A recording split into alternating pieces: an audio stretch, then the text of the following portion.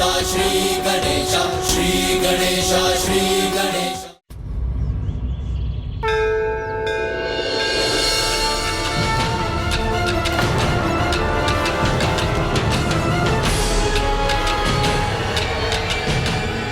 मेरे गिरधर गोपाल,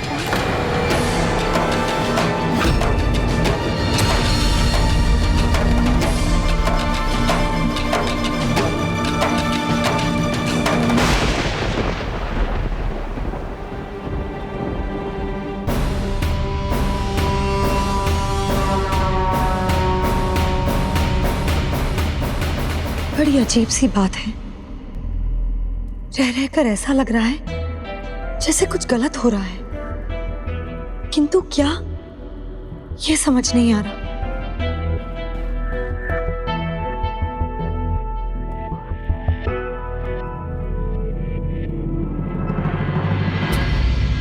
बिंदिया, ये क्या कर रही हो? इन फूलों को इकट्ठा करने का कोई लाभ नहीं है। ये मिट्टी से भर गए हैं, पूजा में चढ़ाने योग्य नहीं है।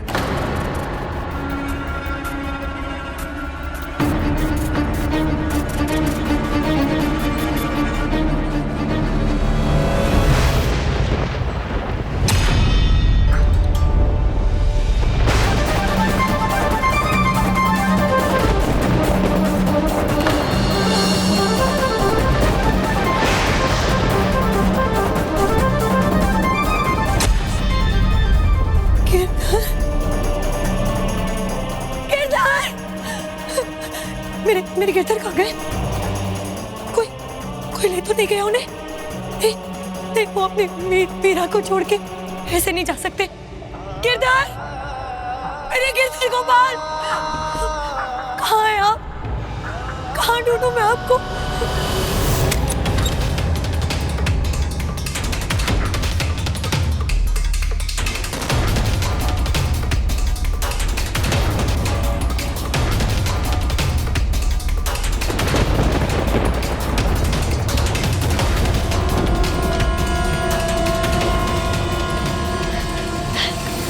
कहाँ गए होंगे?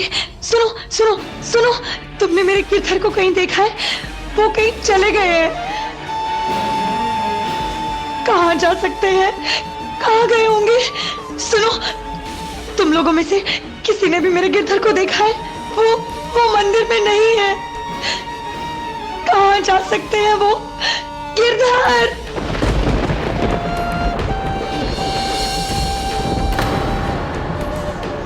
आप दोनों ने मेरे गिरधर गोपाल को देखा? वो मंदिर में नहीं है। लगता है भाभी साहब, आपके गिरधर गोपाल आपको छोड़कर चले गए। नहीं, ऐसा हो ही नहीं सकता। मेरे गिरधर गोपाल मुझे छोड़कर जा ही नहीं सकते। वो मुझे अपने साथ ले जाएंगे। मैं उनके बिना नहीं रह सकती, और वो भी मेरे बिना नहीं रह पाएंगे। मैं जानती हूँ ये। वो यही कहीं है। देखना आप लोग, वो मुझे अवश्य मिलेंगे। मेरे गिरधर गोपाल मुझे जरूर मिलेंगे।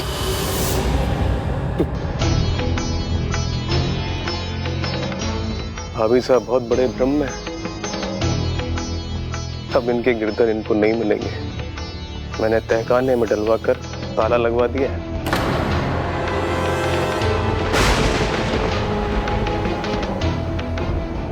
उचित है। कुछ दिन बाद थक हार कर भाभी साहब खुद ही अपने हाथ खड़े कर देंगी। कुछ दिन और ढूंढेंगी और भूल जाएंगी।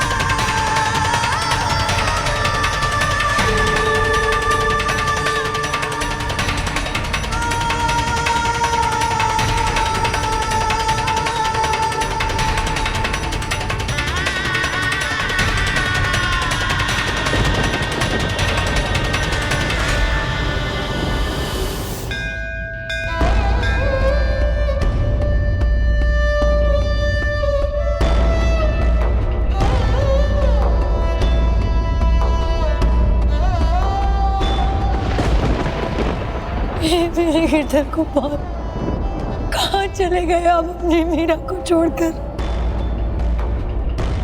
ये जानते हुए भी कि आपकी मीरा एक पल नहीं रह सकती। यदि ये सब आपका किया हुआ है, ये उचित नहीं था। इस तरह से भाभी सा की भक्ति तोड़ नहीं सकेंगे। हाँ, ये हो सकता है कि वो खुद टूट जाए। आप चिंता मत कीजिए, ऐसा कुछ भी नहीं होगा। 1-2 दिन रोएंगी धोएंगी, फिर सब ठीक हो जाएगा। आ जाइए मेरे गिरधर गोपाल, आपकी मीरा आपको कब से बुला रही है। मैं आपके बिना नहीं जी सकती मेरे गिरधर गोपाल, आ जाइए। चलिए यहाँ से, आइए।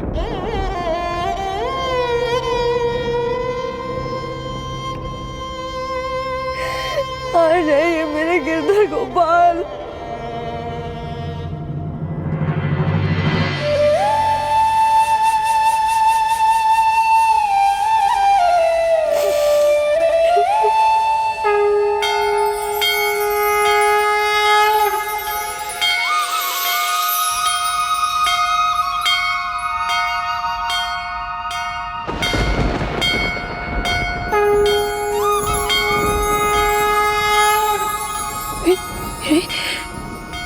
मेरे गिरधर की माला, मेरे गिरधर की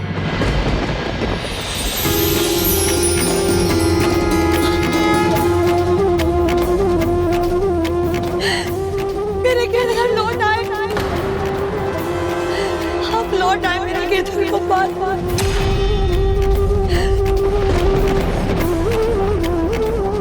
मैं जानती थी कि आप भी अपनी मीरा के बिना नहीं रह सकते। आप जहां भी गए होंगे वहां से लौट कर आएंगे।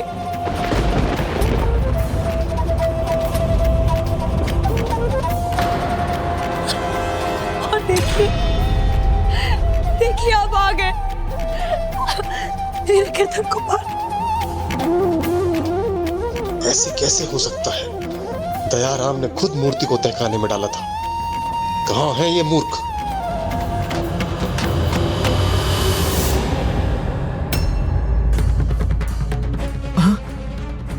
मैं ये कहाँ हूँ? खोलो, ये द्वार खोलो, कोई है? मैं यहाँ कैसे आया? खोलो ये द्वार। इस घटना के उपरांत सभी ये सोच रहे थे कि इसके पीछे या तो मूर्ति की माया थी या मीरा की, परंतु वास्तव में ये तो बस मीरा की भक्ति की शक्ति ही थी। किंतु विक्रमादित्य की आंखें ये चमत्कार देखकर खुली क्या? क्या इस घटना के बाद उन्होंने मीरा की भक्ति को स्वीकार किया? भक्त की भक्ति और उसकी भक्ति में हुए चमत्कार को कोई भक्त ही समझ सकता है।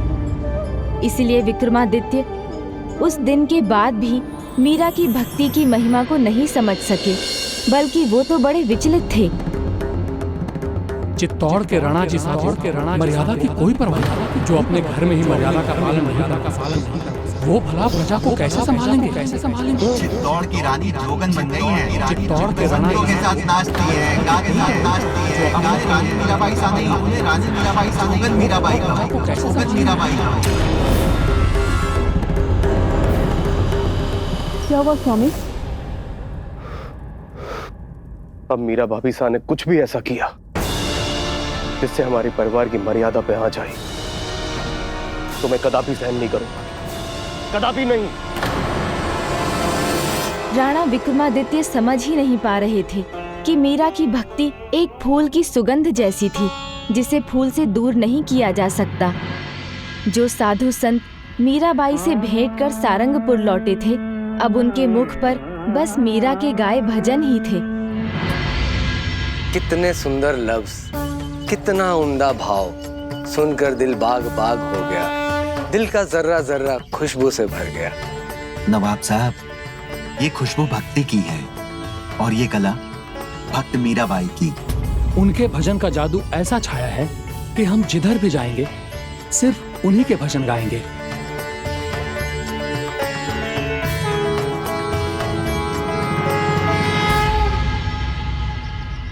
ये मीराबाई कौन है? वो कहाँ मिलेगी? मैं इतनी महान कवियत्री को मिलना चाहूंगा, उनके मुख से उनके लिखे पद सुनना चाहूंगा। ये कैसे हो सकता है हुजूर? वो तो चित्तौड़ के स्वर्गीय राणा भोजराज जी की ब्याहता हैं, राजमहल में रहती हैं। वो न यहाँ आ सकती हैं और ना आप वहाँ जा सकते हैं हुजूर। कलाकार को कहीं मना ही नहीं है और कला में कोई भेदभाव नहीं होता। मैं वहाँ नवाब बनकर तो नहीं जा सकता, लेकिन भक्त बनकर तो जा सकता हूँ, क्योंकि मैं भी साहित्य का भक्त ही हूँ। रानी जी साहब, कुछ और साधु संतों की टोली आई है, तो उन्हें यहाँ ले आओ। जी। आपकी भक्ति देखकर प्रभु बहुत प्रसन्न होंगे मीराबाई साहब। प्रभु प्रसन्न हो मुझसे, अपनी चाकर बनाकर रख लें, ये तो मेरा सौभाग्य होगा। चाकर? हाँ, चाकर। सारंगपुर के नवाब।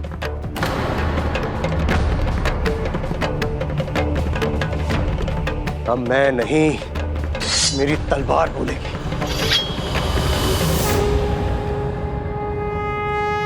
ऊपर वाले को चाहने वाले कितने बंदों से मिल चुका हूं, पर आप जैसा कोई नहीं मिला। आपके लफ्जों में ऊपर वाले के लिए बेमिसाल मोहब्बत है। मैं तो कला और साहित्य के कदरदानों में से एक हूं। मैं बहुत खुश नसीब हूं जो आपसे मिल सका। मैं आपको ये तोहफे में हार देना चाहता हूं। हार? कोई हार मेरे किस काम का? आपकी भक्ति को देखकर तो मैं ये जान गया हूं कि आपको सांसारिक चीजों का कोई मोह नहीं, किंतु कला और साहित्य का प्रेमी आपको कुछ देना चाहता है, तो उसे एक छोटी सी भेंट समझकर रख लीजिए। प्रभु भी भक्ति के भूखे हैं।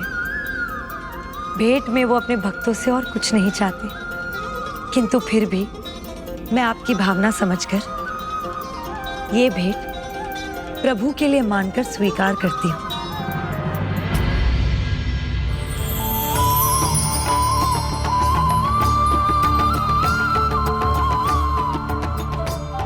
आपको अनेकों धन्यवाद भक्त मीराबाई।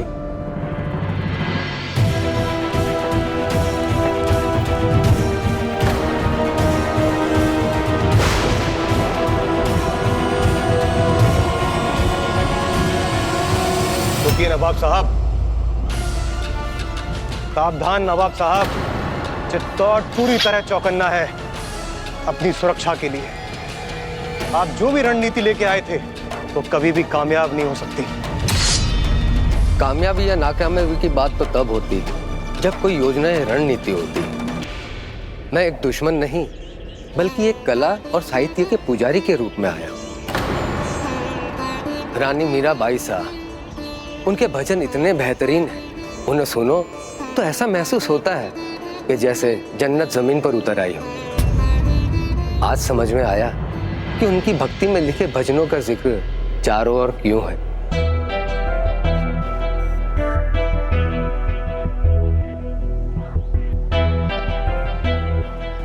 भाई साहब, शत्रु भेष बदलकर हमारी चौखट तक आ पहुंचा। इतनी बड़ी घटना घट गई और आपने कुछ नहीं कहा। हम जानते हैं हमारा शत्रु चित्तौड़ की रानी से मिलने आया था, और ये अपमान हम कभी सहन नहीं करेंगे, कभी नहीं। और हम ये भी जानते हैं कि नवाब सिर्फ भजन सुनने आया था, लेकिन प्रजा नहीं जानती। अगर प्रजा को पता चलेगा तो बहुत जगहसाई होगी।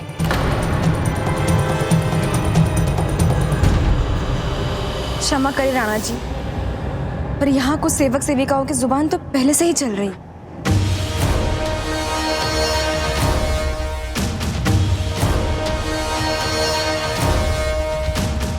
कहना क्या चाहती हो बिंदिया? वो कह रहे थे उन्होंने रानी साहब को रात में मंदिर में किसी से बात करते हुए भी सुना है। मैं एक सेविका हूँ, पर क्या कहूँ, किसी को आते जाते तो मैंने नहीं देखा मंदिर में, पर रानी साहब को किसी से बात करते हुए तो मैंने भी सुना है।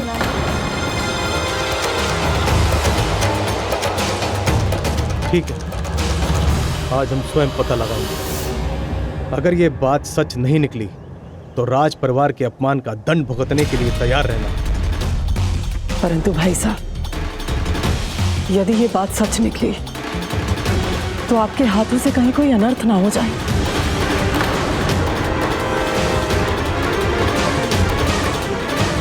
ये क्या किया बिंदिया तुमने? ये क्या कह दिया भाई साहब से? भाई साहब, मैंने तो वही कहा जो सच है। आपको विश्वास नहीं तो आप राणा जी के साथ खुद ही चलकर देख लीजिए।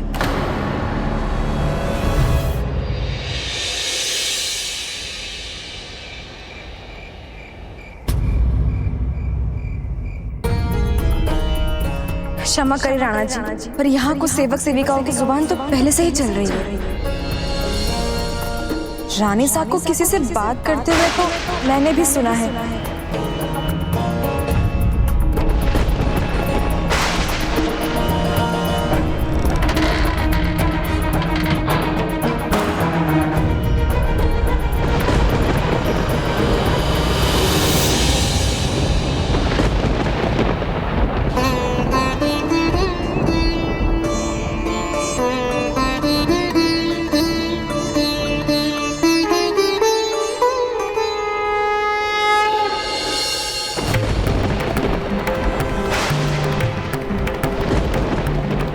भाई साहब, जो भी कीजिएगा धैर्य से सोचकर कीजिएगा। भाई साहब,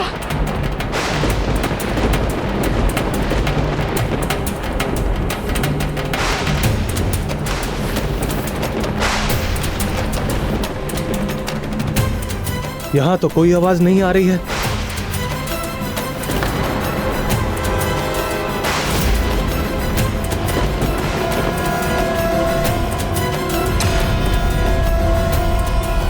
रानी साहब के लिए अनुचित कहने का दंड मिलेगा तुम्हें। दंड नहीं दे सकती ना आपको, इसीलिए इतना इंतजार करवाते हैं मुझसे, है ना? चलिए ये सब रहने दीजिए, बस इतना बता दीजिए, मुझे इस महल से अपने महल ले जाने कब आ रहे हैं आप?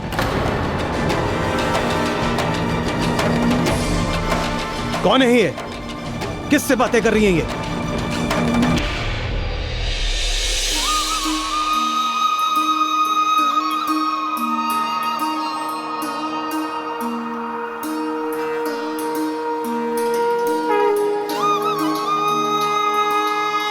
अगली बार अपने साथ ले जाने के लिए ही आइएगा। कहिए ना, ले चलेंगे ना अपने साथ, यहाँ से बहुत दूर।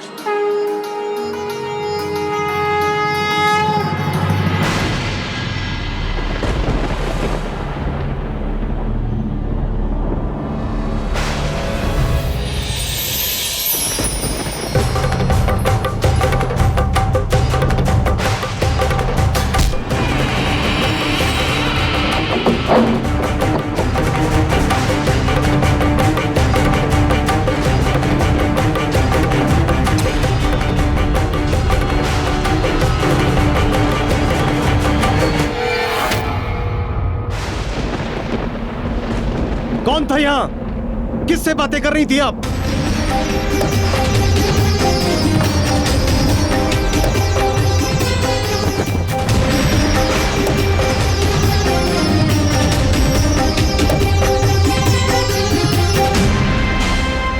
जवाब दीजिए, कौन था यहां?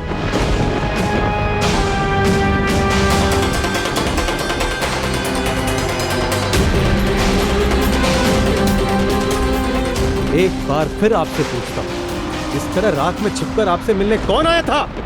और कौन आएगा राणा जी साहब? मेरे गिरधर गोपाल आए।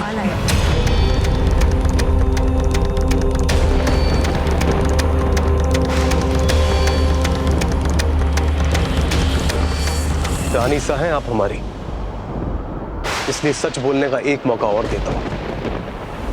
बताइए, कौन आया था यहाँ? किससे बातें कर रही थी? कहा तो मैंने, अपने गिरधर गोपाल से। क्या रट लगा रखी है आपने? गिरधर आए थे, गिरधर आए थे।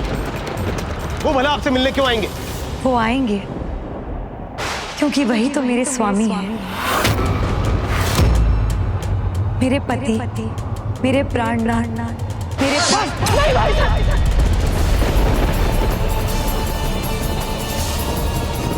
क्या करने जा रहे हैं आप? जो भी हो, परंतु वो निशस्त्र है और एक निशस्त्र नारी पर तलवार उठाना आपको शोभा नहीं देता भाई साहब। ये भी तो हमारी मर्यादा के विपरीत है।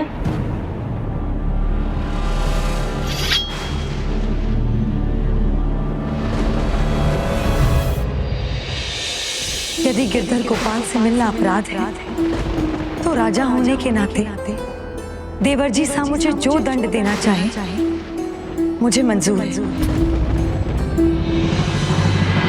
उनकी तलवार से मरना भी,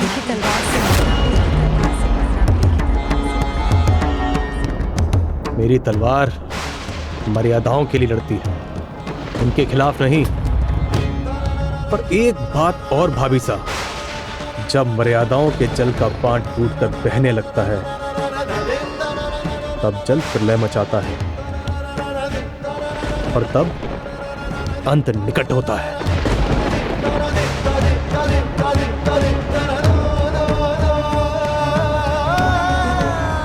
भाई साहब यहाँ से इतने क्रोध से निकले हैं, कहीं कुछ अनुचित ना कर बैठे। इसके पहले कि वो कुछ गलत कर बैठे, उन्हें रोकना होगा।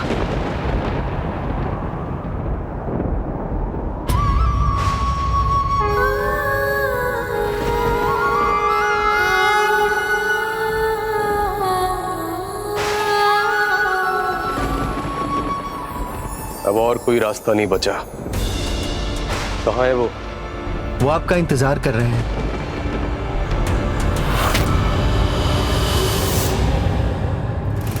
राजवैद्य जी, आपसे जो मंगवाया था आप ले आए ना?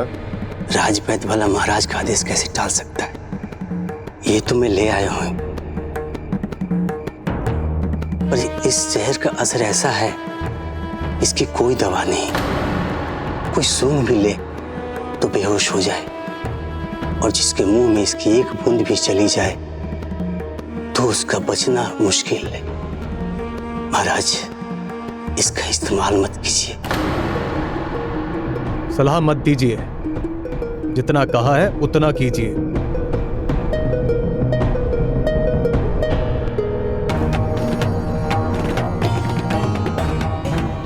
दयाराम, कल सुबह भाभी साहब को प्रसाद के रूप में ये देना।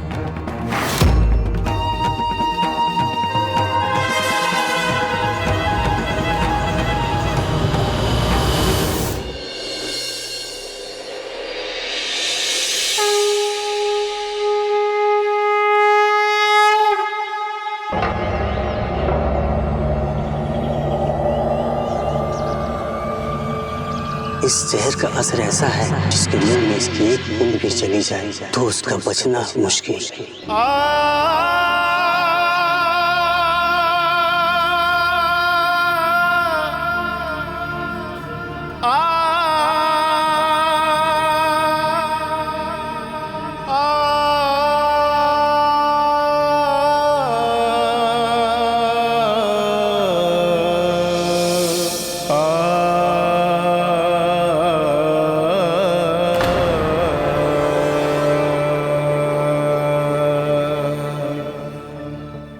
दयाराम जी, आप यहाँ?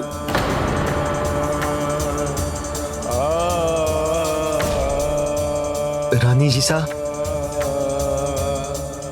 मैं आपके लिए प्रभु जगन्नाथ जी का चरणामृत लाया हूं।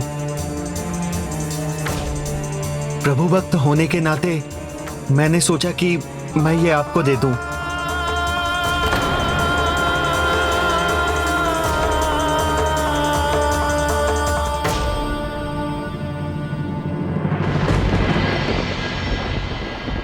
धन्यवाद दयाराम जी, बहुत बड़ा उपकार किया है आपने। प्रभु का चरणामृत मिलने से बड़ा सौभाग्य मेरे लिए और कुछ नहीं।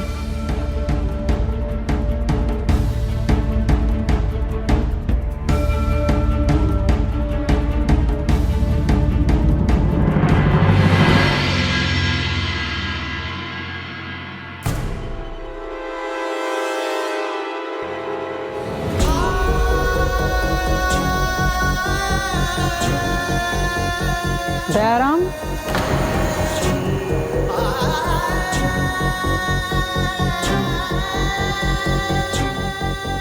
दयाराम, इतना खोए हुआ क्यों हो?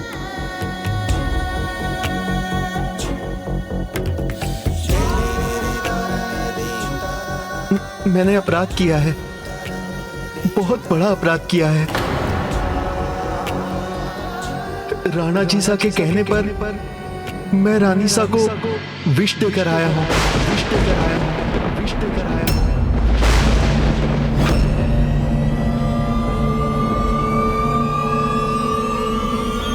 मीरा भाई सा को विष? भाभी सा! प्रभु, आपके चरणामृत के लिए अनेकों धन्यवाद।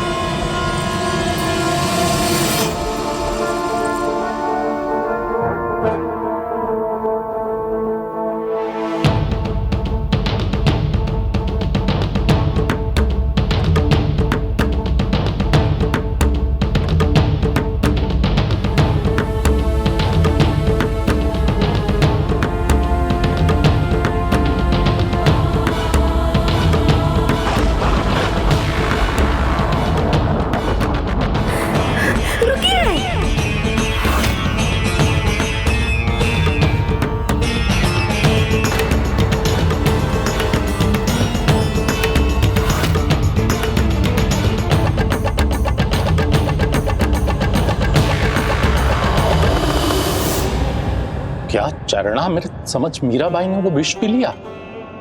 और ऐसा विष जिसे पीने के बाद कोई पानी भी ना मांगे।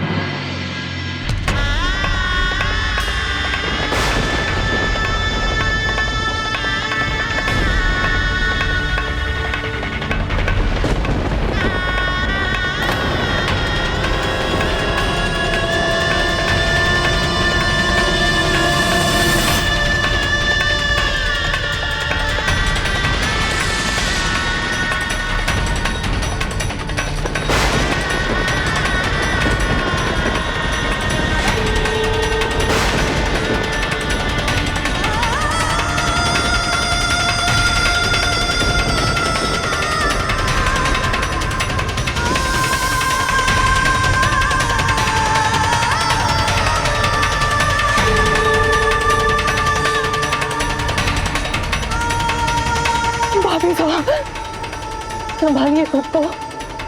ये क्या हो गया रानी साहब? क्या आपने क्या कर दिया? राज वैद्य को बुलाओ जल्दी। इस विष की औषधि वही दे सकते हैं। जल्दी जाओ बिंदिया। मैं वैद्य जी को बुलाकर लाती हूँ। नहीं नहीं, मैंने विष नहीं, मैंने तो मेरे प्रभु का चरणामृत पिया है, मेरे गिरधर गोपाल का प्रसाद।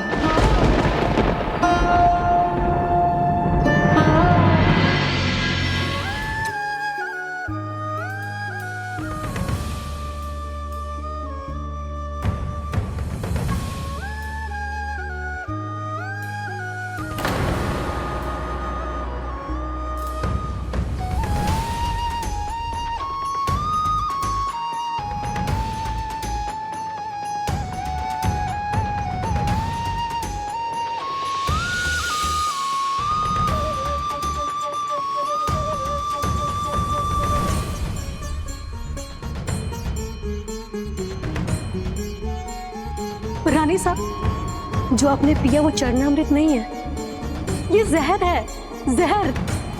समझने की कोशिश कीजिए। भाभी साहब, राणा जी ने आपके लिए विष भेजा था। ऐसा विष जो प्राण लेकर ही रहता है। पर मैं तो ठीक हूँ, मुझे तो कुछ नहीं हुआ। राणा जी सा ने जरूर विष दिया होगा, किंतु मैंने जो पिया वो विष नहीं था।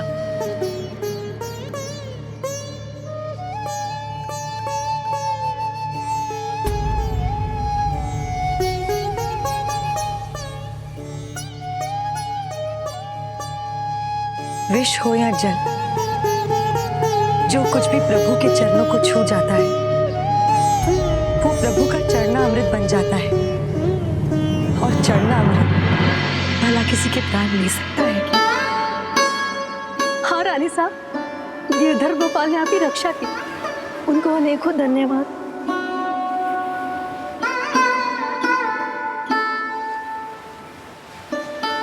अद्भुत ही है गिरधर गोपाल की लीला और अद्भुत ही है आपका प्रेम मीराबाई साहब।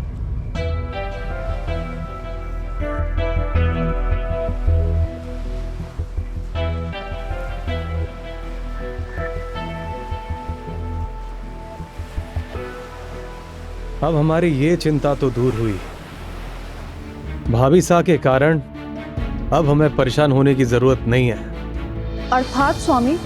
अब मीरा भाभी सा के कारण न कुल की मर्यादा पर आंच आएगी और ना ही कोई हमारे परिवार पर उंगली उठाएगा। आपने किया क्या है स्वामी? कहीं कुछ अनुचित तो नहीं हुआ जिससे? कभी कभी राजा को उचित अनुचित की चिंता छोड़कर कर्तव्य निभाना पड़ता है। किंतु एक बात मेरी समझ के बाहर है उदाबाई साहब कि मुझसे ऐसी क्या भूल हो गई थी जो राणा जी सा को ऐसा कदम उठाना पड़ा। भूल आपसे नहीं, हमसे हुई है मीराबाई साहब। मेरे ही समान भाई साहब भी आपकी भक्ति और प्रभु प्रेम को देख ही नहीं पाए। उन्हें तो केवल आपकी भक्ति के कारण हमारे कुल की मर्यादाओं का उल्लंघन ही होता दिखाई दिया। कैसी मर्यादाएं? पति की मृत्यु के बाद भी ऐसा व्यवहार करना जैसे कुछ हुआ ही ना हो। पहले की तरह ही साधु संतों के साथ नाचना गाना।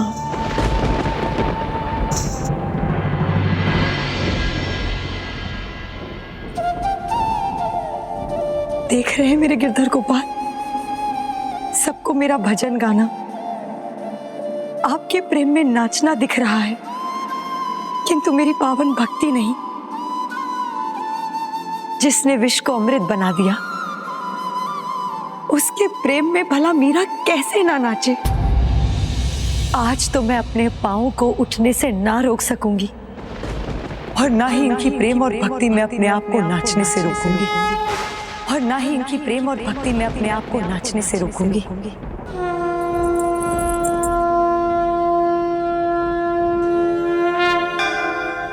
अब कोई मेरे राज्य में नियम तोड़ने का साहस नहीं करेगा। मैं तो मेरे नारायण की आप ही हो गई दासी रे।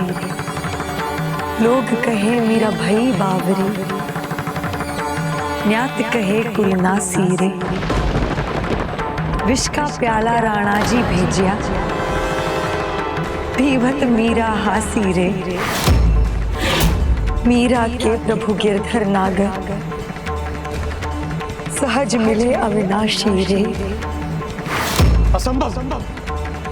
मीरा भाभी साथ जीवित कैसे हो सकती है? पग घुंघरू बांध मीरा नाची रे। पग घुंघरू बांध मीरा नाची, पग घुंघरू बांध मीरा नाची रे।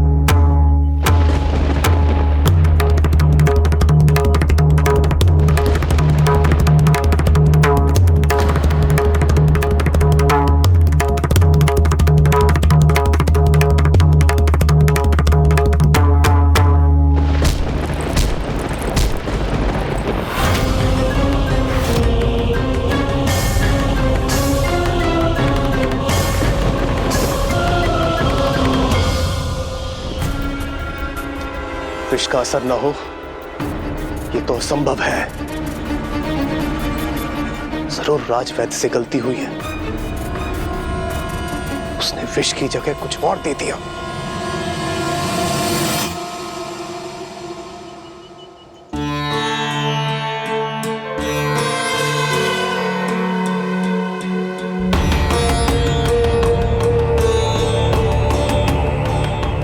राणा जी साहब, मुझसे कोई भूल नहीं हुई। मैं सच कह रहा हूं, इसी विष को मैंने दिया था और ये विष ऐसा है कि जो भी इसे पी ले कुछ ही पलों में उसकी मृत्यु हो जाएगी। विश्वास नहीं होता है। अब मैं क्या कहूं, कैसे विश्वास दिलाऊं आपको? दयाराम, तुम ही सुझाओ कोई उपाय।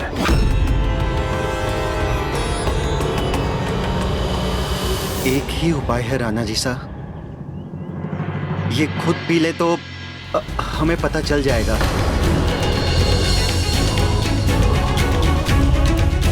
बिल्कुल सही कहा।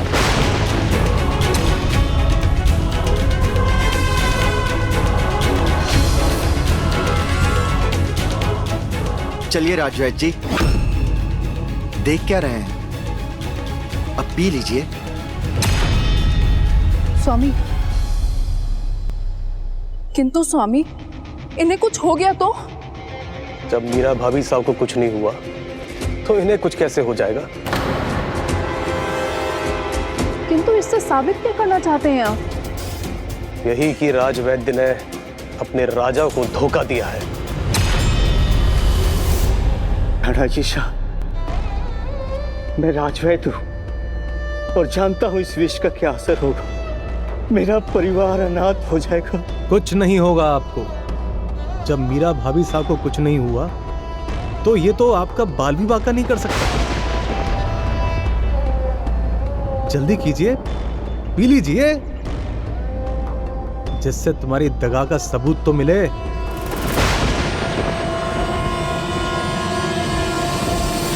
पियो इसे।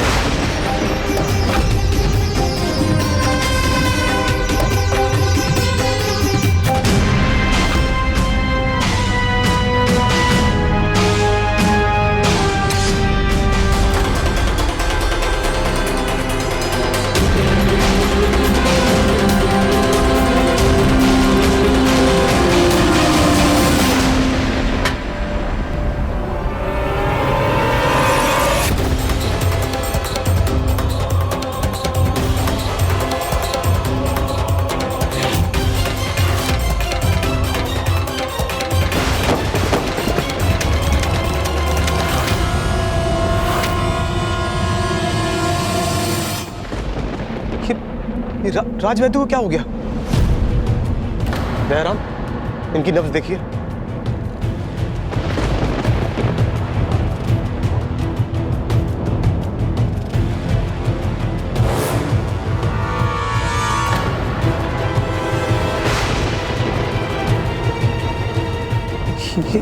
ये कैसे संभव है? जिस विष से मीरा भाभी साहब को कुछ नहीं हुआ, उस विष ने राजवैद्य की जान ले ली। मैं ये नहीं चाहता था। एक भूल के बाद आप दूसरी भूल कर बैठे।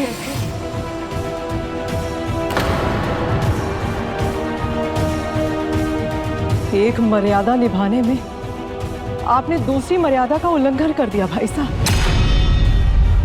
एक निर्दोष राजभक्त के प्राण ले लिए आपने। झूठी शान और महत्वाकांक्षा ने आपकी आंखों पर पट्टी बांध दी। जो हो गया सो हो गया, उसे बदल नहीं सकते।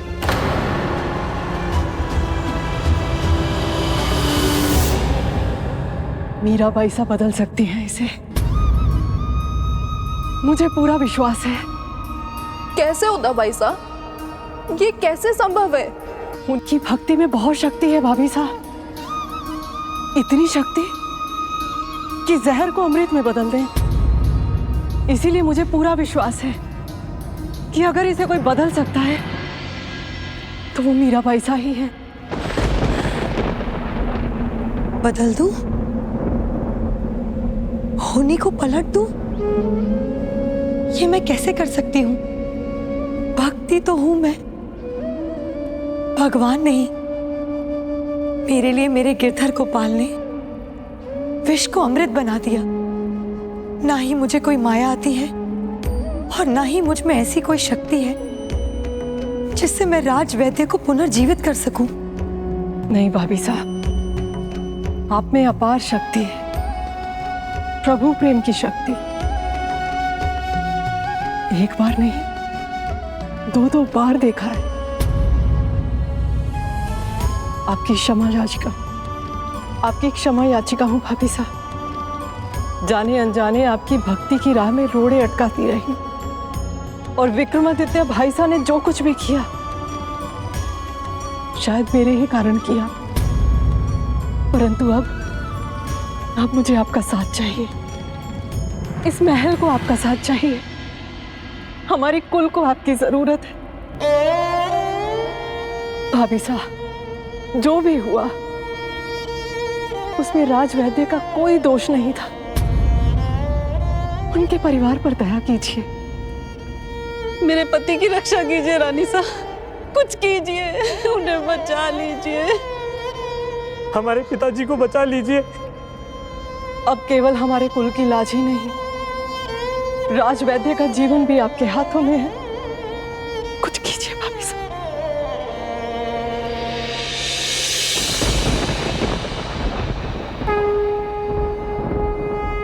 मुझे तो केवल भक्ति आती है और मैं वही करूंगी। बाकी जो करेंगे मेरे गिरधर को पाल ही करेंगे।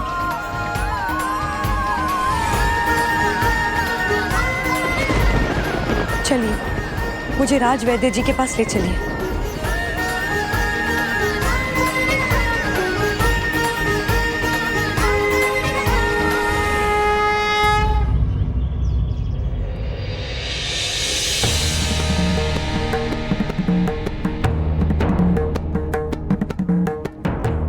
देखिए, अपनी औषधि से सबके प्राणों की रक्षा करने वाले का क्या हाल हो गया है। दया कीजिए।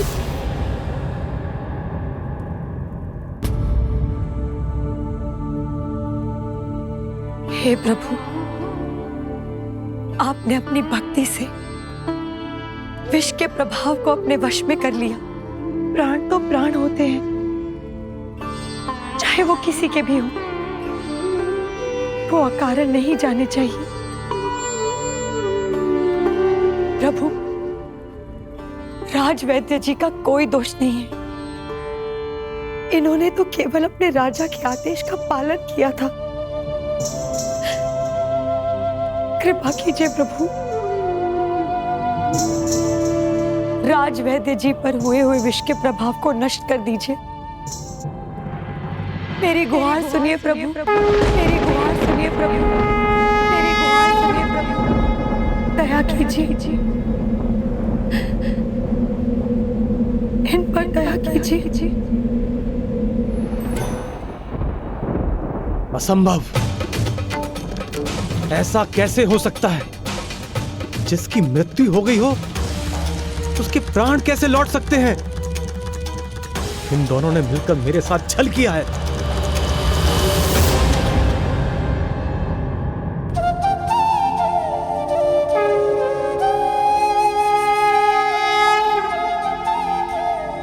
गजानन, राणा विक्रमादित्य के सामने इतना बड़ा चमत्कार हुआ, फिर भी उनकी आंखें नहीं खुली।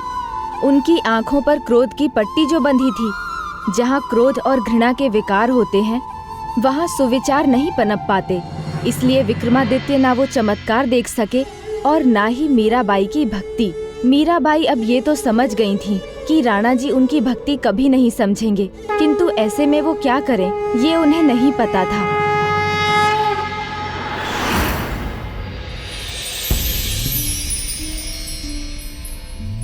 भाभी साहब, अब से साधु संतों की किसी भी टोली का महल के भीतर आना मना है। फिर चाहे वो अयोध्या या काशी से ही क्यों ना हो। विक्रमादित्य भाई साहब का यही आदेश है। तो क्या अब मुझे यहाँ साधु संतों की सेवा का अवसर नहीं मिलेगा?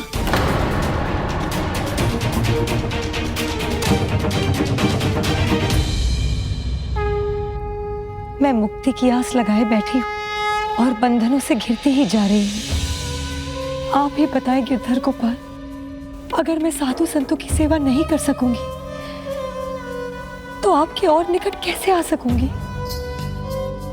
आप कुछ नहीं कहेंगे तो केवल इतना बता दीजिए कि मैं किससे उपाय पूछूं? किंतु कहां चित्तौड़ और कहां काशी? मीराबाई संत तुलसीदास तक कैसे पहुंचने वाली थी? मीराबाई ने तुलसीदास जी को एक पत्र लिखा। ये शब्द नहीं, ये मेरे हृदय के स्पंदन है। भक्त शिरोमणि तुलसीदास जी, ना यहाँ मेरी भक्ति की किसी को चिंता है और ना ही मेरे प्रभु प्रेम की। अब तो मेरे प्राणों को भी संकट में डाला जा रहा है। मेरे गिरधर गोपाल को मुझसे दूर करने का प्रयास किया जा रहा है। अब आप ही बताइए गोस्वामी तुलसीदास जी, मैं करूं तो क्या करूं? अब आप ही मेरा मार्गदर्शन कीजिए, मुझे दिशा दिखाइए।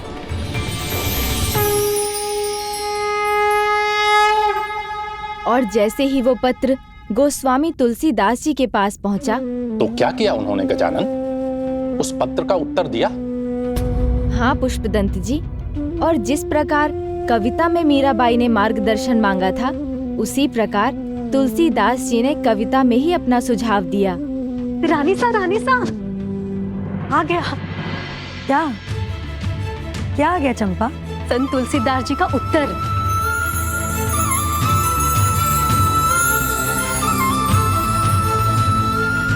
नाते नेह राम के मनियत, सूहृदय सुसेव्य काहो कहा लो।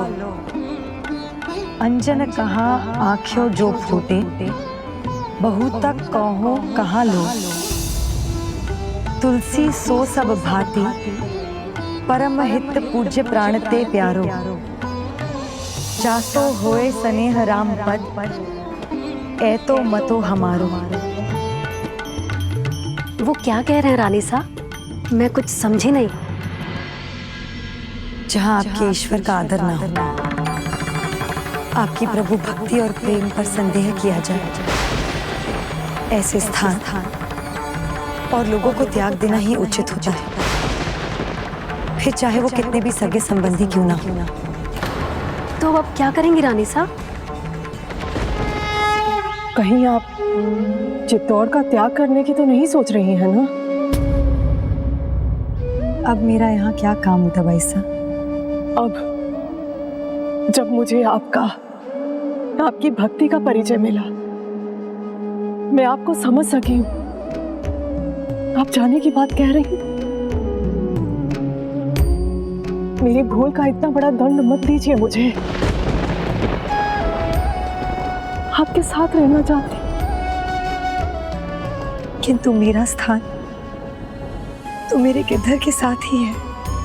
मैं इन्हीं के पास जाना चाहती हूँ, मुझे रोकिएगा मत। परंतु आप जाएंगे कहाँ?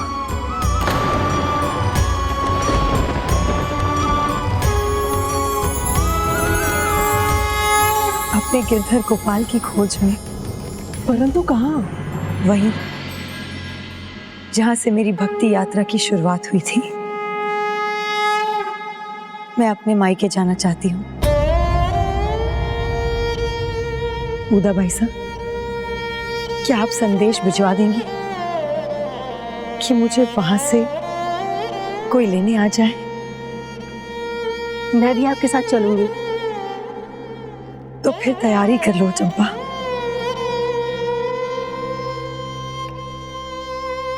मीराबाई का संदेश मिला तो उनके भांजे मुकुंद दास अपनी पत्नी श्याम कुंवर के साथ मीराबाई को लेने निकल पड़े। किंतु चित्तौड़ के राजघराने की पुत्री होने के नाते श्याम कुंवर होली के अवसर पर होली का उत्सव मनाने चित्तौड़ में ही रुकना चाहती थीं। आप मीराबाई सा के मायके से आए हैं, और अब होली उत्सव में भी शामिल हो रहे हैं। श्याम कंवर, इससे अधिक प्रसन्नता की बात और क्या हो सकती है। परंतु मीरा बाईसा की इजाजत भी ले लीजिए। मीरा बाईसा तो ससुराल और मायके दोनों ओर से मेरी बड़ी हैं, तो वो मेरी खुशी का मान जरूर रखेंगी। ठीक है, पर हम होली उत्सव समाप्त होते ही यहाँ से निकल जाएंगे। तो ठीक है, इस बार भी होली उत्सव में कान्हा मैं ही बनूंगी। श्याम, अगर आप कान्हा बनेंगे तो मैं क्या बनूंगा? माफ कीजिए स्वामी जी, यहाँ होली उत्सव में स्त्रियों के साथ पुरुषों को शामिल होने की इजाजत नहीं दी जाती। हमारे साथ तो सिर्फ स्त्रियां ही शामिल हो सकती हैं। तो फिर ठीक है, इस बार हम अपना उत्सव राजा विक्रमादित्य शाह के साथ मनाएंगे।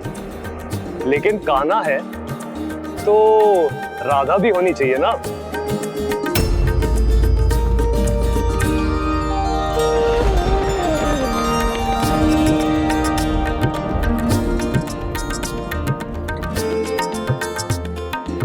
कान्हा की राधा मीराबाई के अतिरिक्त और कौन हो सकती है भला?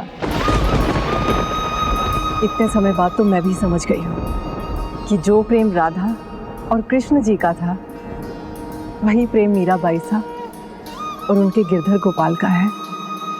हमारा मन रख लीजिए, मना मत कीजिएगा भाभी साहब। कान्हा मैं हूँ, मुझे रिझाना पड़ेगा आपको, सोच लीजिए। उसकी चिंता मत कीजिए। अपने गिरधर गोपाल को अपने पास बुलाने के लिए उनकी मीरा हमेशा व्याकुल रहती है।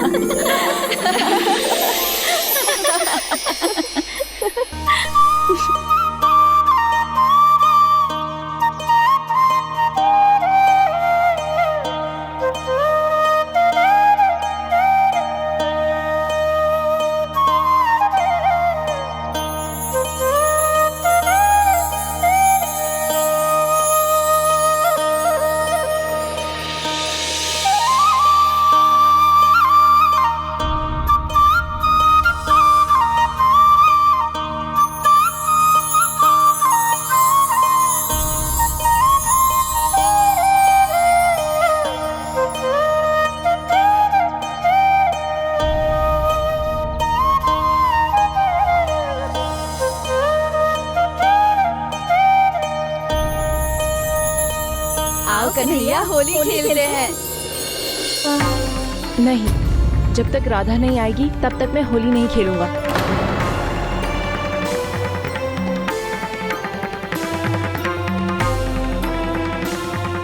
राधा?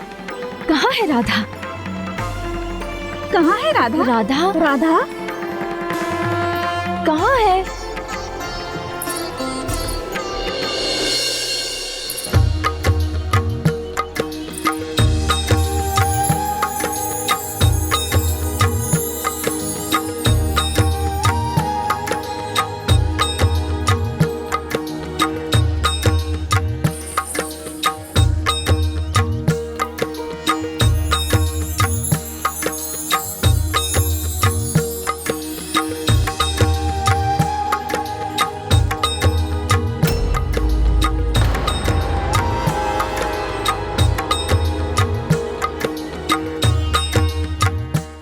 मीरा भाभी सा सुहागन के श्रृंगार में?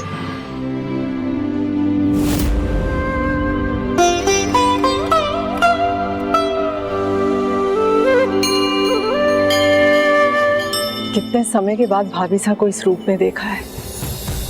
कितनी सुंदर लग रही है।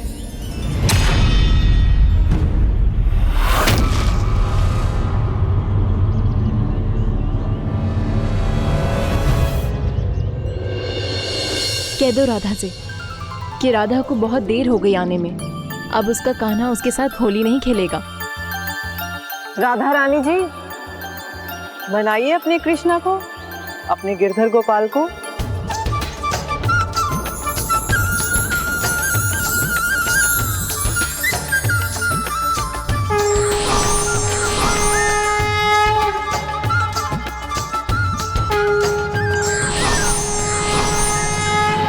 जैसे अपनी राधा के पास आ जाते थे वैसे ही अपनी मीरा के पास भी आ जाइए ना गिरधर, वरना आपकी मीरा होली किसके साथ खेलेगी।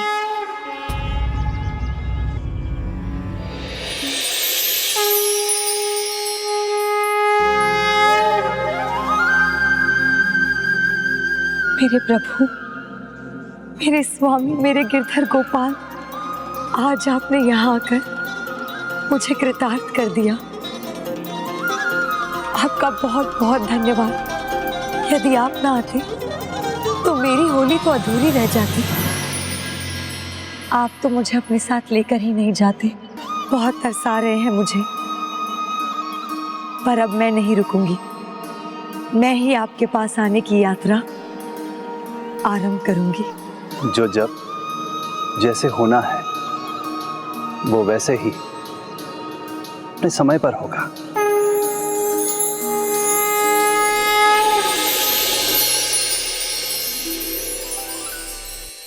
अरे राधा, ऐसे खड़ी मत रहो, चलो होली खेलते हैं।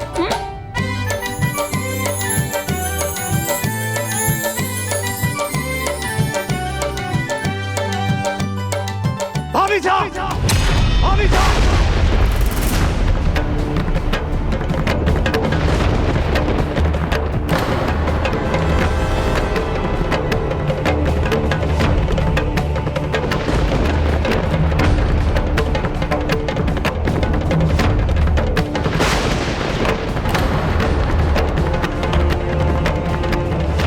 पति के स्वर्गवास के बाद इस तरह का श्रृंगार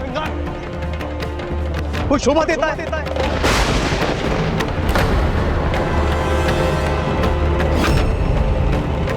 लगता है यहाँ आप ही नहीं सभी इस बात को भूल चुके हैं।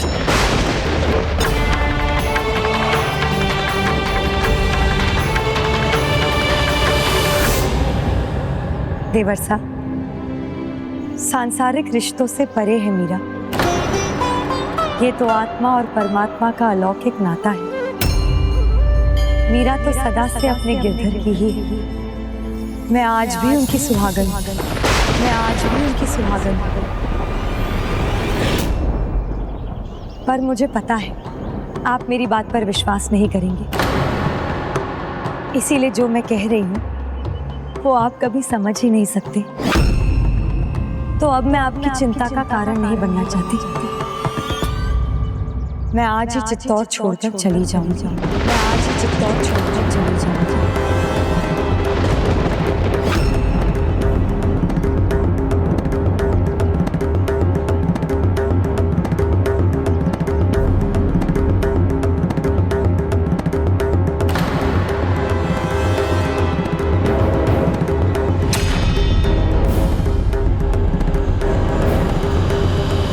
होली के उत्सव और उस घटना के तुरंत बाद मीराबाई चित्तौड़ से जाने की तैयारी में जुट गईं।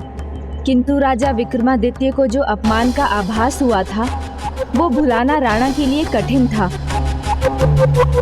और वो मीरा के प्राणांत करने का एक और प्रयास करने वाले थे। राणा जी साहब, शांत हो जाइए, संभालिए अपने आप को। कैसे कैसे शांत हो जाऊं? कैसे संभालूं अपने आप को?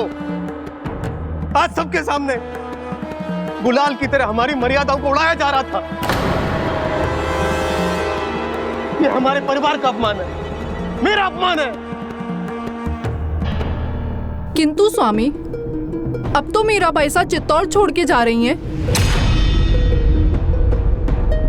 वो चित्तौड़ छोड़ के जा सकती है, लेकिन चित्तौड़ से संबंध नहीं तोड़ सकती।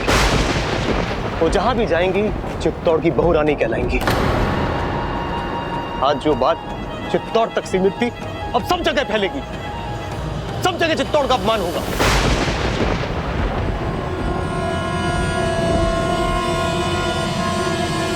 दयाराम, इस समस्या को जड़ से खत्म करना होगा और जल्द से जल्द। नहीं स्वामी, उन्हें हानि पहुंचाने की कोशिश करने की भूल आप पहले भी कर चुके हैं। ना भूल मैं पहले कर रहा था ना अब कर रहा हूं। मैं जो भी कर रहा हूं परिवार का मान रखने के लिए कर रहा हूं, और परिवार का मान रखना मेरा सबसे बड़ा कर्तव्य है। राज वैद्य ने भले ही दगा दे दिया, लेकिन इस बार ऐसा विष लेकर आओ कि दगा की संभावना ही खत्म हो जाए।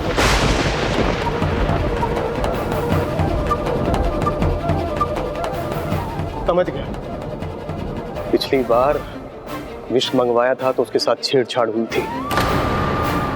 इस बार विष के स्रोत को मंगवाओ, सबसे जहरीला सांप। किंतु स्वामी, बस जो निर्णय मैं ले चुका हूं उस पर अमल भी करूंगा। आपका कुछ भी कहना सब व्यर्थ है।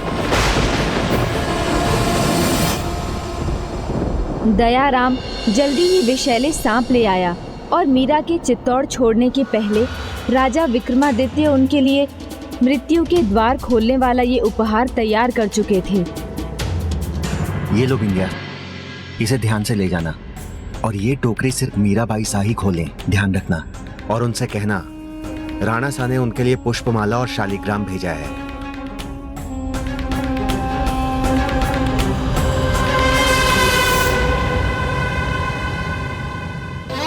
सारी तैयारियां हो चुकी है रानी साहब, आप जब कहेंगी हम निकल चलेंगे।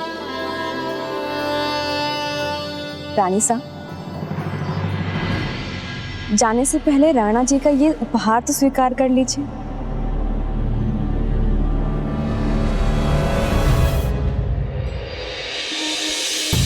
इसमें उन्होंने आपके लिए फूलों का हार और शालिग्राम भेजे हैं। लगता है वो क्रोध भूल गए हैं।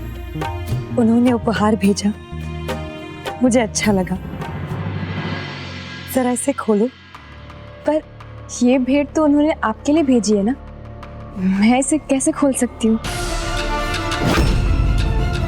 मेरा आदेश है, उसे मानकर खोलो। क्या हुआ? खोलो इसे।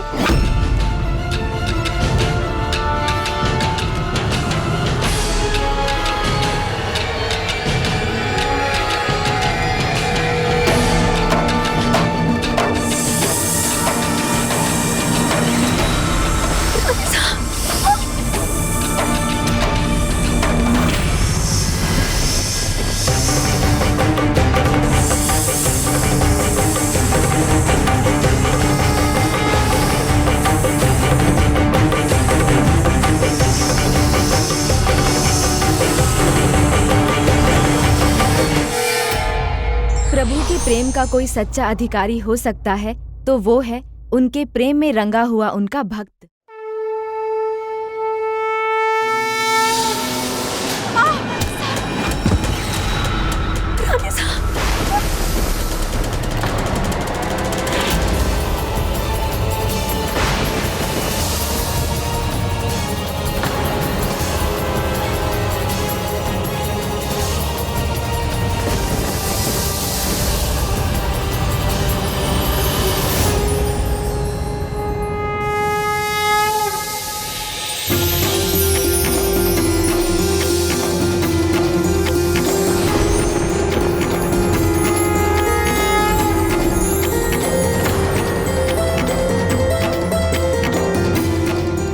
आश्चर्य है, ये तो चमत्कार है।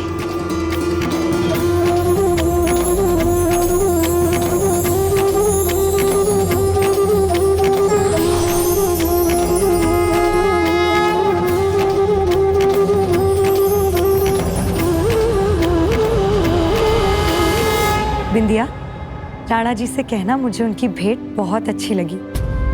अब मैं भी उन्हें एक भेंट देना चाहती हूँ। मैं उनकी आंखों का कांटा बनी हूँ, तो अब उन्हें इस कांटे की चिंता करने की कोई आवश्यकता नहीं, क्योंकि मैं अभी यहाँ से जा रही हूँ। विक्रमादित्य कोई और योजना बनाते उससे पहले ही मीरा अपने गिरधर के साथ चित्तौड़ से मेड़ता चली गईं। चंपा भी उनके साथ थी, पर विधि के विधान में तो कुछ और ही लिखा था। चित्तौड़ पर बहादुर शाह का आक्रमण हुआ तो मेड़ता पर जोधपुर के मालदेव का। इन सब के कारण मीराबाई के परिवार को पुष्कर जाना पड़ा। वहां कुछ दिन रहने के पश्चात मीरा को आगे का मार्ग भी समझ आ गया। वो मार्ग क्या था गजानन?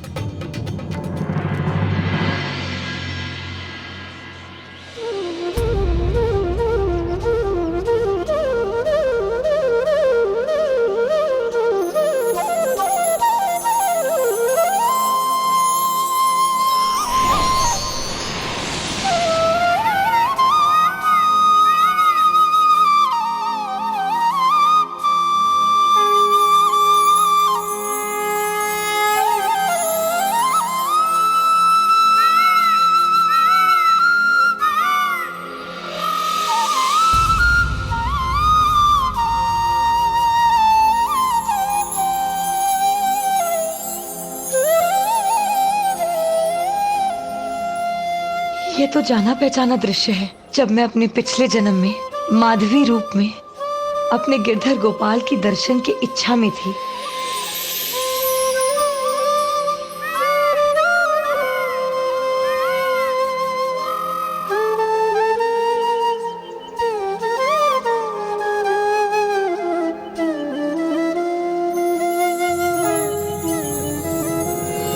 रानी साहब,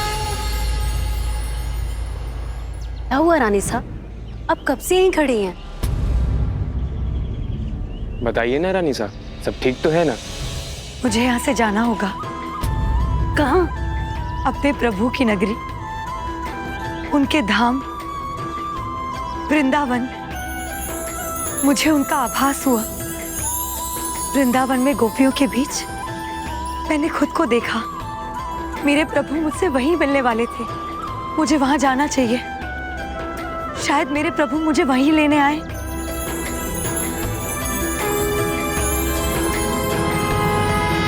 मुझे वहां जाना चाहिए। शायद मेरे प्रभु मुझे वहीं लेने आए। तो मैं सारी तैयारियां अभी कर देता हूँ। हम अभी जाकर अपने घर पर बता कर आते हैं। हाँ हाँ चलो। नहीं चमेली, केशव, शंकर, तुम सब यहीं रुको। मैं वृंदावन अकेली जाऊंगी। हम आपको अकेले कैसे जाने दे सकते हैं? हाँ हाँ, केशव हम सबके मन की बात बोल रहा है। हम तो सदा आपकी ही सेवा में रहेंगे। नहीं, यहाँ से पांव बाहर रखते ही मैं रानी नहीं रहूंगी। मैं अपने प्रभु गिरधर गोपाल को ढूंढने एक जोगन बनकर जाऊंगी। चंपा, तुम ही समझाओ इन सबको। नहीं रानी साहब, समझना आपको है। आप जोगन रहें या रानी, हम तो सदा आपकी सेवक सेविकाएं ही रहेंगे। और हमारे जीवन का उद्देश्य केवल आपकी सेवा करना ही है, और हम वही करेंगे। ये हक हमसे मत छीनिए और हमें भी अपने प्रभु गिरधर की नगरी वृंदावन ले चलिए।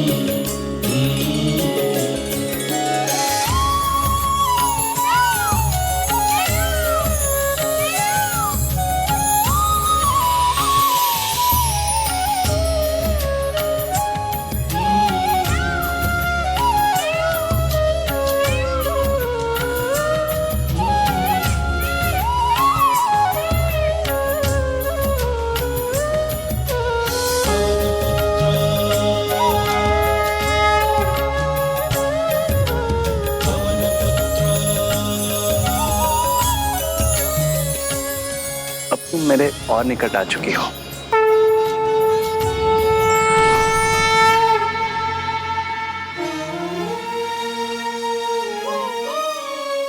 अब तुम मेरे और निकट आ चुकी हो। मीरा अपने गिरधर को ढूंढते वृंदावन की गलियों में घूम रही थीं, तो उन्हें पता चला एक महान संत श्री जीव गोस्वामी भी उस समय वृंदावन में ही हैं। मीरा को उनसे मिलने की इच्छा हुई और वो उनके दर्शन के लिए उनके पास जा पहुंची। महान संत है जीव गोस्वामी जी। बड़ी ख्याति सुनी थी उनकी। आज उनके दर्शन भी मिलेंगे। गौड़ीय वैष्णव पंथ के संस्थापक है गोस्वामी जी। मुझे पूरा विश्वास है उनके दर्शन का सौभाग्य मिलेगा तो मेरे गिरधर गोपाल से भेंट करने का एक और द्वार खुलेगा।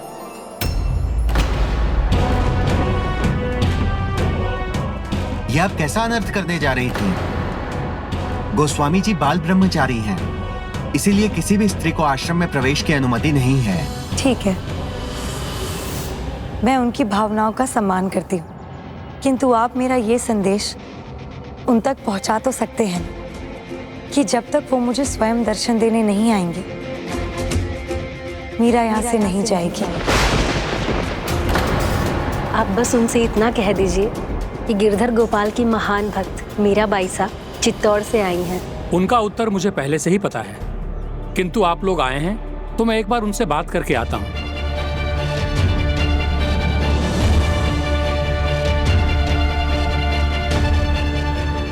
गोस्वामी जी ने साफ कह दिया, वो आपसे नहीं मिलना चाहते। ब्रह्मचारी जीवन का पालन करने वाले पुरुष होने के नाते वो किसी भी स्त्री से भेंट नहीं कर सकते।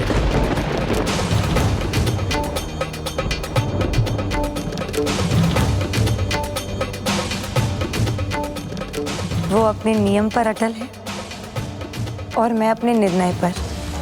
आज मैं उनसे मिलकर ही जाऊं।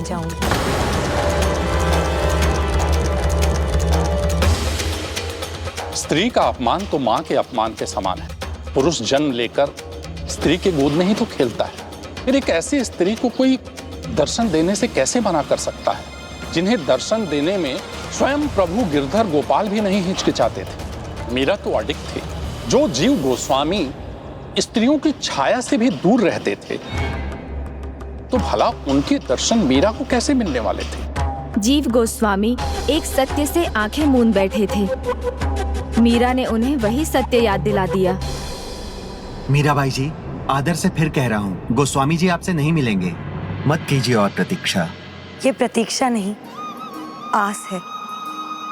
अपने गिरधर गोपाल तक पहुंचने का मार्ग है। साधु संतों की सेवा ही अपने गिरधर गोपाल के और पास आने का एकमात्र उपाय है। इसीलिए उनसे कहिए कि मुझे अपने दर्शन से वंचित कर अपने गिरधर गोपाल से दूर ना करें। कि मुझे अपने दर्शन से वंचित कर अपने गिरधर गोपाल से दूर ना करें। मुझे पूरा विश्वास मेरा ये संदेश सुनकर प्रभु की इस भक्त को एक महान संत के दर्शन से वंचित नहीं रखेंगे। वो अभी ध्यान में, हम बार बार उनका ध्यान भंग नहीं कर सकते मीराबाई जी, पर हम जानते हैं हिमालय पर्वत भले ही अपने स्थान से हिल जाए, पर हमारे गुरुजी स्त्रियों से दूर ही रहेंगे। वृंदावन के इस आश्रम में आज तक किसी स्त्री का प्रवेश नहीं हुआ है। यहाँ बस पुरुषों को ही आने की अनुमति है। वृंदावन में तो केवल एक ही पुरुष है, श्री कृष्ण। जितना मैंने जाना समझा, पूरे वृंदावन में तो एक ही पुरुष है, मेरे गिरधर गोपाल। मेरे गिरधर गोपाल।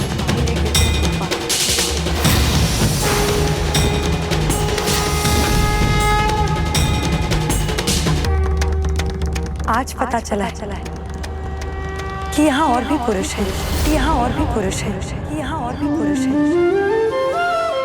यदि यही उनका विश्वास है तो उन्हें मेरा आदर पूर्वक नमस्कार कहिए।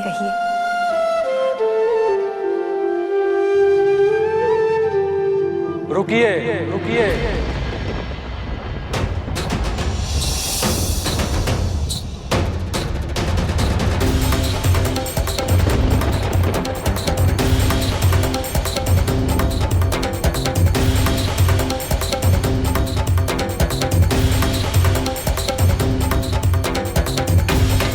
हे महान भक्त, मैं आपके दर्शन सुख से वंचित नहीं रहना चाहता हूँ। मेरा प्रणाम स्वीकार कीजिए।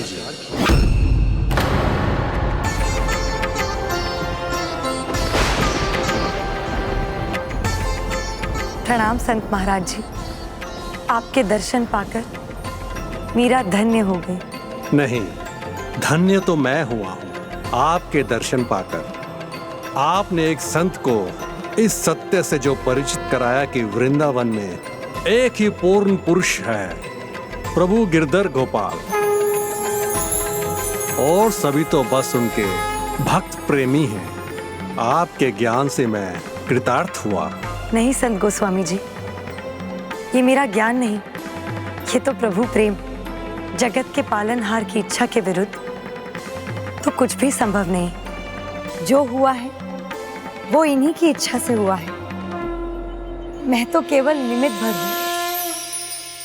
आज से इस आश्रम के द्वार सभी भक्तों के लिए खुले रहेंगे। उनमें कोई भी भेदभाव नहीं किया जाएगा। भक्त मीराबाई, पधारिए।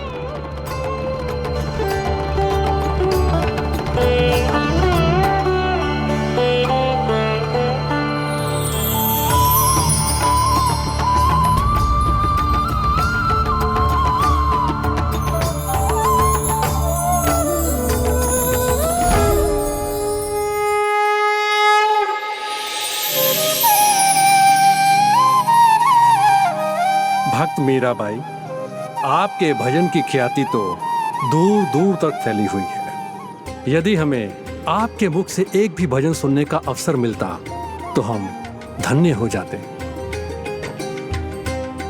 वृंदावन की कुंज गली में मेरे गिरधर गोपाल का वास है। पूरे वृंदावन में प्रभु भक्ति का भाव है। इस भाव में डूबो तो स्वर अपने आप ही निकल जाते। इसीलिए तो वृंदावन मुझे इतना प्रिय है। सुन ली जो बिनती मोरी, मैं शरण गहूं प्रभु तेरी।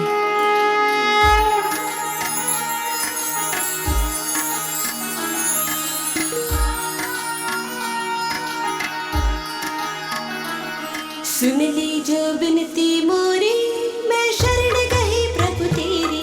सुन ली जो बिनती मोरी, मैं शरण गई प्रभु तेरी। तुम पतिताने को धारे भव सागर से तारे। तुम पतिताने को धारे भव सागर से तारे। मैं सबका तो नाम न जानू, कोई कोई नाम उचारे। मैं सबका तो नाम न जानू, अम्बरीश सुदामा नामा, तुम पहुँचाए निज धामा। सुन ली जो बिनती मोरी, मैं शरण गई प्रभु तेरी। सुन ली जो बिनती मोरी, मैं शरण गई प्रभु तेरी।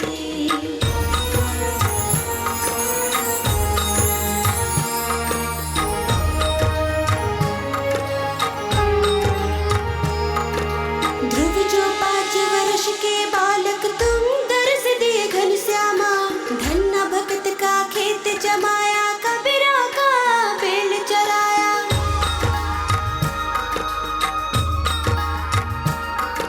सबरी का जूठा फल खाया, तुम काज किए मन भाया। तुम काज किए मन भाया। सतनाओ सेना नाई को तुम कीन्हा अपनाई। कर्मा की खिचड़ी खाई, तुम गणिका पार लगाई। मीरा प्रभु तुम्हारे रंग राते, आ जानत सब दुनियाई। आ जानत सब दुनियाई। सुन ली जो बिनती मोरी, मैं शरण गई प्रभु तेरी। सुन ली जो बिनती मोरी, मैं शरण गई प्रभु तेरी। सुन ली जो बिनती मोरी, मैं शरण गई प्रभु तेरी। सुन ली जो बिनती मोरी, मैं शरण गई प्रभु तेरी। सुन ली जो बिनती मोरी, मैं शरण गई प्रभु तेरी। सुन ली जो बिनती मोरी, मैं शरण गई प्रभु तेरी।